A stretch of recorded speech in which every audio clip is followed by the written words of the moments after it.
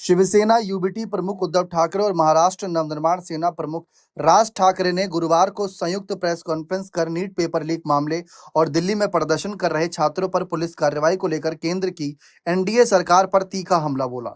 दोनों नेताओं ने 26 जुलाई को मुंबई में संयुक्त विरोध मार्च निकालने की घोषणा की। उद्धव और राज ठाकरे ने कहा कि विरोध मार्च 26 जुलाई रविवार को शिवाजी पार्क शिव तीर्थ से सिद्धिविनायक मंदिर तक निकाला जाएगा।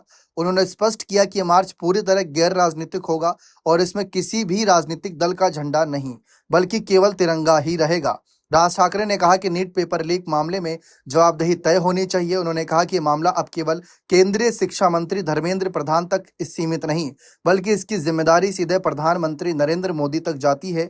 उन्होंने महाराष्ट्र के पूर्व गृह मंत्री आर पाटिल के 26/11 मुंबई आतंकी हमले के बाद दिए गए इस्तीफे का उल्लेख करते हुए कहा कि जवाबदेही की परंपरा शीर्ष स्तर से शुरू होनी चाहिए। राज ठाकरे ने आरोप लगाया कि केंद्र सरकार ने किसानों के आंदोलन, मणिपुर हिंसा और लद्दाख आंदोलन की तरह ही छात्रों की आवाज भी अनसुनी की है। उन्होंने कहा कि पहले किसान मर रहे थे, अब छात्र अपनी जान दे रहे हैं और कहीं ना कहीं ये ऐसा हालात क्यों बना। ये सत्ता का एक ऐसा अहंकार है कि सरकार किसी की बात सुनने को तैयार नहीं। उन्होंने कहा कि यदि केंद्र सरकार ने नीट पेपर लीक को लेकर छात्रों से बातचीत की होती तो सोनम वांगचुक का अनशन और कॉकरोच जनता पार्टी का आंदोलन जैसी स्थिति पैदा नहीं होती। राज ठाकरे ने कहा कि उनका विरोध प्रदर्शन पूरी तरह शांतिपूर्ण रहेगा। हालांकि यदि दिल्ली की तरह किसी ने रैली में घुसपैठ कर माहौल बिगाड़ने की कोशिश की तो उनके कार्यकर्ता उसका कड़ा जवाब देंगे, ये बात क्लियर कर दी है।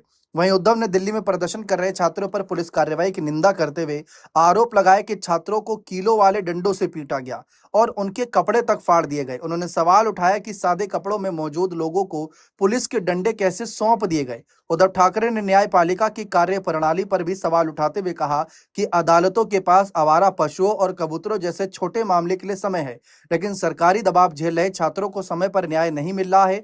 उन्होंने केंद्र सरकार को निर्दयी बताते हुए देशवासियों और सभी राजनीतिक दलों से छात्रों के भविष्य की रक्षा के लिए आगे आने की अपील की। दोनों नेताओं ने कहा कि इस विरोध मार्च में छात्र, अभिभावक, महाविकास अघाड़ी के सहयोगी दलों सहित विपक्षी नेता और छात्रों के भविष्य को लेकर चिंतित सभी नागरिक शामिल हो सकते हैं। फिलहाल देखते हैं इनके मार्च को लेकर और क्या कुछ तैयारी खबरें सामने आती हैं। बने रहें चैनल के साथ। बहुत बहुत शुक्रिया।